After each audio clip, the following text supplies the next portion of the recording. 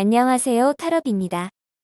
책을 출간 후 하게 되는 책 리뷰라서 감회가 새로운 것 같고 좀 더 긴장되기도 하네요. 어쩌면 타럽이 다루고 있는 호랑이, 더 나아가 동물과 동물원 이야기라서 더 그런 것 같기도 하고, 강인한 철학을 가지고 묵직하게 걸어가시는 멋진 수의사님의 책이라서 더 그런지도 모르겠네요. 인간과 동물의 공존에 대해 질문을 던지게 만드는 책, 청주 동물원의 김정호 수의사가 쓰신 코끼리 없는 동물원에 대한 리뷰와 함께 호붕이 호순이 모습과 함께 하겠습니다. 본 책은 수의사가 꿈꾸는 모두를 위한 공간 그리고 한 곳에 태어나 살아가는 동물들의 탄생과 죽음, 그들을 아끼며 돌봐온 한 동물원 수의사의 이야기입니다. 코끼리 없는 동물원이라는 제목으로 코끼리가 없다는 사실적인 전달 이외에 또 다른 무엇의 의미가 있을 것이라는 궁금증으로 첫 장을 펼치게 합니다. 그 첫 장을 장식한 동물은 타이거러브님들의 심장이 두둥하실 바로 호랑이, 박나미가 척추 수술을 받을 당시를 회상하며 시작되네요. 박나미가 원하는 것은 무엇일까? 노령의 박나미를 수술하는 것이 옳은 결정일까? 마지막일지도 모르는 박나미의 사진을 찍었다. 박나미는 수술을 받다가 심정지로 20회의 삶을 말아만다. 말이 통하지 않는 동물들의 마음을 읽고 싶어하는 수의사의 마음, 그를 위해 무언가 선택을 해야 하지만 무엇이 그를 위해 좋은 것인지 망설이게 되는 가슴 두근거리는 그 순간이 간절히 느껴지면서 얼마나 가슴이 저리고 저렸을까 싶었습니다. 박나미는 바로 청주 동물원의 어르신 호붕이 호순 남매의 아버지입니다. 청주 동물원의 호랑이 이름이 참 재미있게 지어진 배경도 간단히 소개되어 있는데요. 박나미는 1999년 청주에서 열린 국제항공 박람회를 기념해서 지어진 이름이며 호붕은 호랑이 동물 관련 방송을 진행했던 연예인분이 지어준 이름이라고 합니다.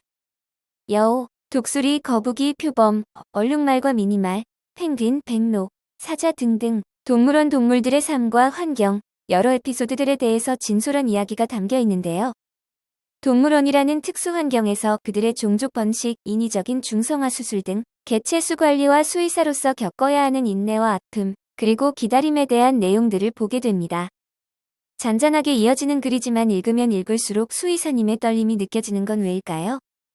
호붕이가 아버지처럼 척추에 문제가 있지 않을까 CT 촬영을 하면서 애타게 기다리시던 그 눈빛과 떨림을 봐버린 탓일까요? 이러한 잔잔한 글에 100만 볼트의 감정이 실릴 수 있음을 새삼 느끼게 되더군요. 청주 동물원 호랑이사 개선 공사는 2020년 9월부터 시작되어 이제 호붕이와 호순이는 좀 더 쾌적한 곳에 지낼 수 있게 되었습니다. 타럽이 2022년 1월에 가봤을 때 면적은 좀 작아 보였지만 호랑이들이 좋아할 만한 환경으로 매우 잘 구성되어 있었습니다. 방사장에는 높은 나무 기둥이 서 있다. 아버지 호랑이 박나미가 생전에 고통받았던 허리 디스크를 예방하는 목적으로 만들어준 피딩폴이다. 여기에 고기를 매달아주면 호랑이들이 뛰어올라 먹게 되는데 이때 목과 허리 근육을 운동하게 된다. 박나미가 마지막으로 주고 간 선물이다. 책장을 넘기면서 동물들을 위한 환경을 제공하기 위해 김정호 수의사가 얼마나 노력하셨는지 잘 알게 하는 편지 한 통을 발견하였습니다.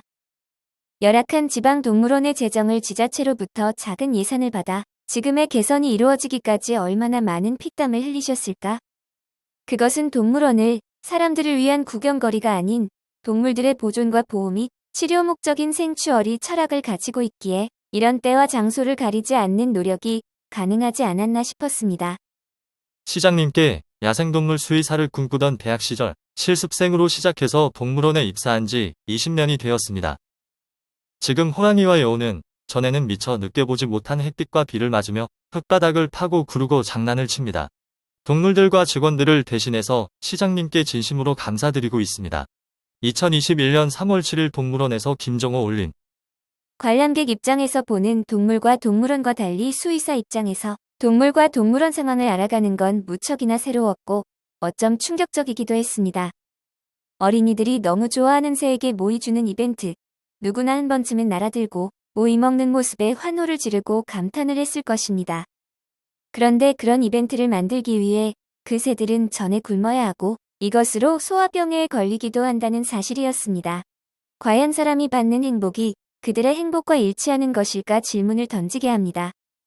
야생에 사는 개과든 고양이과이든 자유롭지만 치열하게 살아가는 야생의 동물들은 고통과 아픔을 숨기는데도 익숙하다. 언제부턴가 그런 야생동물들에게 마음이 끌린다. 또 그런 성향의 사람들을 만나면 더 마음이 가기도 한다. 야생동물이 고통을 참았던 것을 확인하는 일은 언제나 가슴을 먹먹하게 한다. 하지만 정작 고통의 당사자인 그들은 스스로를 동정하지 않는 모습을 보일 때가 있다. 부러진 다리가 좌우로 흔들리고 있는데 밥 먹고 있던 사슴, 심장이 터져 있었음에도 닭고기까지 잘 먹었던 늑대, 욕창으로 다리에 구더기가 생겨도 앉은 자세를 허물지 않던 호랑이, 마비된 다리가 바닥에 끌려 발가락 뼈가 부어도 자신의 영역을 지키고자 했던 반달가슴곰, 농으로 자궁이 터져도 매서운 눈빛을 잃지 않았던 사자. 아, 정말. 어쩜 너네들은 그러냐? 수의사가 아닌 일반인인 우리도 그들을 보면 마음이 아픈데 수의사는 오죽할까요? 세상을 살면서 엄살 피우듯이 사는 것도 하나의 방법이 될 수도 있는데 그렇게 우직하게 아픔을 감내하는 그들. 맹수는 그 아픔조차 잘 느끼지 않는 동물이라고 칭해버리는 우리가 깨달아야 하는 것은 어쩜 그들이 그 아픔을 못 느끼는 것이 아니라 그들의 위험을 지키기 위해 뼈를 깎는 고통을 참아내는 것이 아닐까 새삼 생각하게 합니다. 154페이지쯤 가서 드디어 제목에 대한 궁금증이 풀립니다. 청주 동물원에 코끼리가 없다는 사실 확인. 그런데 그 속에 또 다른 관점이 있습니다. 지능이 좋은 코끼리, 덩치가 큰 코끼리가 동물원이라는 좁은 공간에서 지내는 것이 코끼리에게 행복일까? 그것은 결코 그들에겐 행복이 될 수 없다는 사실. 코끼리라는 대형 동물은 코끼리가 쓰러지기 전에 수의사가 쓰러진다고 할 만큼 아프면 관리도 어려운 매우 힘든 동물이라고 합니다. 코끼리가 없는 청주 동물원이 그들을 위한다는 거시적 시작은 아니었지만 코끼리와 같이 할 수 없는 것이 오히려 이렇게 추운 곳에서 살지 않게 된 것을 다행이라고 생각한다는 대목에서 탈업은 동물 중심과 사람 중심의 갈래에서 어떤 것을 더 소중히 생각해야 할지 말끔한 정리를 해주는 것 같습니다. 한 장 한 장 넘기면서 느껴져 오는 김정호 수의사의 오랜 노력과 애정으로 한층 발전되어 가고 있는 청주 동물원의 모습이 눈에 어른거렸습니다.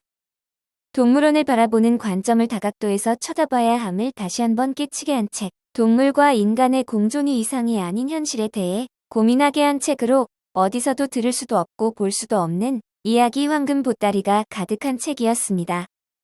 마지막으로 동아일보에서 인터뷰한 내용 중 일부로 김정호 수의사의 생추어리, 철학과 청주 동물원의 미래 방향성을 확인하며 마무리합니다.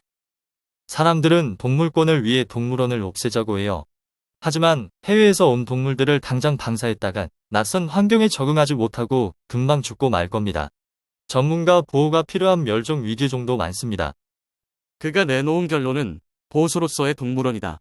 기존 동물원이 동물을 선보이는데 방점을 뒀다면 앞으로는 자연에서 자생하기 어려운 동물들을 보호하고 치료하는데 치중해야 한다는 것. 2022년 1월 8일에 청주 동물원에서 직접 만나 뵙고 많은 말씀을 나눌 수 있는 기회를 주신 김정호 수의사님 감사드립니다.